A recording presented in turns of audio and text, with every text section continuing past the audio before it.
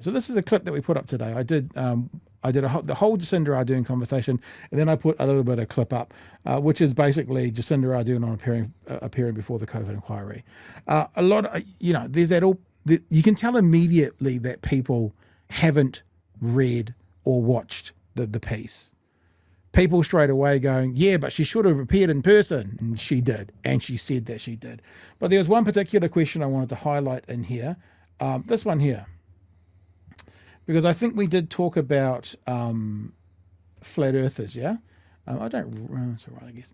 And this is what this person says. I'm probably one of these people you label flat earthers as despicable flatliners, flat earthers, not because I haven't been hostile about her personally, yada, yada, yada, yada, yada. So the person goes on to say that, here we go. Here we go. So I simply can't see why she doesn't make the link between the intensity of people's reactions and her unwillingness to meet with any of the protesters against mandates. I really don't understand why not, as a protest had been legitimately agreed to by the speaker, etc., etc., etc. Some questions for you, not wanting to evoke personal hostility in response, but only genuinely curious. Why do you think she wouldn't meet with anyone, not even small? So I said this, I'm sorry, we're not interested in engaging with this conversation, not anything to do with you. Your questions have been answered again and again and again, and we're done with answering them. Once we and many others have answered all those questions you ask, dozens, and I think it says of time, yada, yada, yada. I felt a bit bad, Chewie. So then I went, here's a starter for 10 on why I do and didn't meet with those protesters. And I showed a clip that you and me did, where we listened to Chantel Baker on Unreality Check Radio, and we then went through and debunked it. Basically, Chantel said that the IPCA report had said that she had hurt feelings, and of course, the ICPA report didn't say that. It said lots of things, including the danger of some people in the crowd. You know, the idea that if she was to go and meet with protesters, that's setting a precedence that any time protesters want to meet with the Prime Minister, all they have to do is take over the grassed area. So there was that, whole bunch of other things as well. And as I was watching that, Chewie, I just thought, we've done some really good things. This is a really good conversation. And I was interested to think maybe we could figure out a way to do like a best of or something once a week, maybe like a Sunday night best of. I'm not saying every single show, but this is like an in-depth 40 minutes analysis of all that horseshit and a debunking of it. I listened to it today, the whole thing. It was really good. I really enjoyed it. I think that one thing that jumps out at me about that request from that person is a remaking of the timeline. Like, she's making it seem like because Jacinda didn't meet with the protesters, then they got vicious.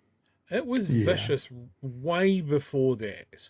Yeah. Yeah. I was hanging out in those online spaces as Telegram channels, and I can tell you, way before that, there was any denial of meeting with the people that were camping on the forecourt with the nooses and the effigies and the threats of death in Nuremberg 2.0.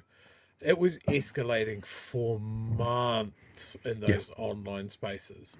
And in real life, and in real life, the IPCA report talks about Jacinda tried to engage with some of these people who were following her around the country, and on several occasions had to, remove herself for fear of her safety. So it wasn't just online. She had experienced some of those protesters being potentially a danger to her in real life as well. Now that person might not be aware of that. They might truly. Can I have one more? Can I have one more thing? Not been. Yeah, go for it. One more thing. That's horrible. I'm not going to interrupt you, because I do want to say to the person's credit, they came back and they said, I hadn't seen that report which outlined Jacinda's decision not to meet any protesters. So thank you. So yes, they weren't. Hat tip. Yes, I just wanted to make sure we didn't leave it with me painting a negative. But this is what we're saying. We've done this dozens of times, and you can research it yourself now and find the answers. Sorry, Drew. Yeah. I was going to say, this person might not be aware of that. They might not have been that deep in the rabbit hole. They might have just been on the peripheries. But that's why it's important, I guess, just really illustrating your point here, Pat, is that it can be really tempting to just hit the escalate button whenever you run into this, very much like I did last night. It just really set me off because we have And tonight. spoken about it so many times, and it's just been thoroughly debunked, all of that sort of thing. But on the first pass, it's just like, look, I don't really want to engage with this, but here's the answer to your question. How are you going to respond to that? Are you going to move the goalposts? Are you going to bring up something else? Or are you just going to go, I wasn't aware of that. I will take that on board. There's a very different approach. Like, you can always escalate. Always. And most of the time when you're talking to these kinds of people, and this person, to their credit, doesn't seem to be that fair, they do this thing called motivated cognition. They already have a predetermined outcome, right? And that's their outcome, which is, she's a control freak. She won't meet with people, and you put in between them the truth as to why, and they just find a different path to get to the same outcome. So actually, most of the time, engaging, like at the time when those things were happening, that was the time to have the debate. If people or whole media platforms are still talking about it today, it doesn't matter what you say, that's what they're talking about. And it is like speaking to a flat earther that's got their 20 truths that they think they can just use every time, even though you can disprove most of them if you've got like a first form, a year 7 knowledge of science. But that's what they do. But they won't convince them no matter what. They just stay with their 20 things. And if you prove it a different way, they go, oh, there must have been a problem with the test. You must have done the test wrong, or something like that. So anyway. And look, the government should be ashamed, and it should have its nose rubbed in the fact that they played into this with the narrative that Hipkins and Ardern did not participate in the second public inquiry, Crown and Crown inquiry, because they did. Yeah, they did. And this is their cleverness. From national social media around it, you wouldn't know that. Yeah, this is the cleverness. I don't think they ever said they didn't participate. They said they wouldn't come to a public hearing.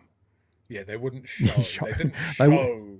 Yeah, but they did participate. Someone on Twitter today said to me something about, if it's not face to face, like they were implying, for example, that they were a written response. If it wasn't face to face, then, you don't get a chance to see someone in the eyes, and if you can tell they're lying and stuff. And I said to them, she appeared twice. What do you think the panel did? Closed their eyes so they couldn't see her during that visit? And of course, that gets a very facetious response, but so be it.